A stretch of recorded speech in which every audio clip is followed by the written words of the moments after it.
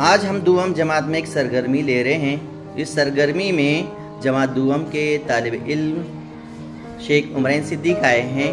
ये फलों की और सब्जियों की दर्जाबंदी करेंगे।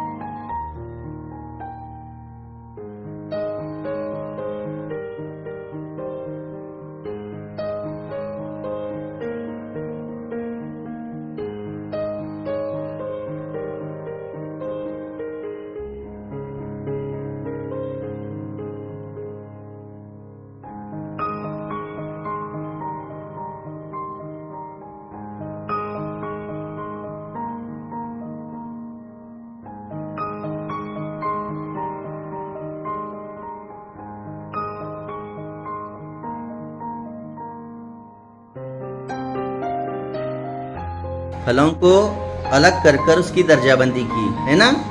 शाबाश।